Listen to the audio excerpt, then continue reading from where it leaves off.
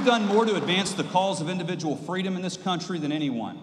So it's no surprise the target on our backs is so big that even Michael Bloomberg might hit it.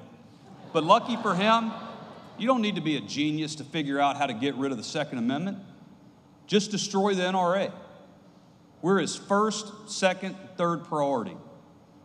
In the wake of the Parkland tragedy, he and his freedom-hating allies in Congress, in the media, and in the shadows didn't organize a single protest against the authorities who should have done their jobs and stopped the killer.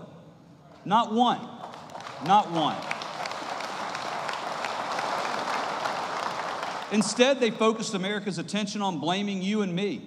These people know damn well the NRA has nothing to do with that tragedy or any other tragedy.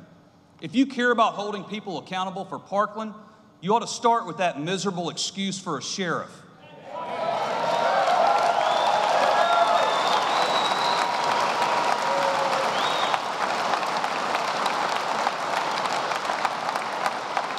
Or try the FBI, who were notified multiple times about the killer and did nothing. Or how about the armed sheriff's deputy who refused to go into the school while the children were being slaughtered? And that's just for starters. I bet most people have never heard of Barack Obama's Promise program. This disaster of social engineering was designed to juice the statistics by not enforcing violent behavior at schools.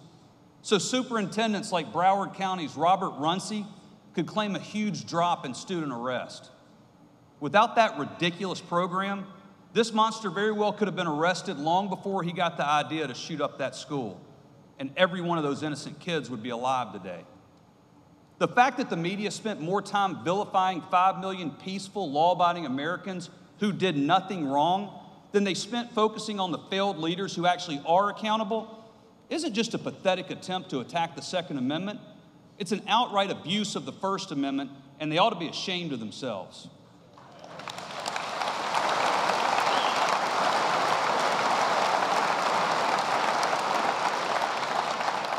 But holding failed leaders accountable and fixing the broken culture that allowed this tragedy to happen isn't the point for these people.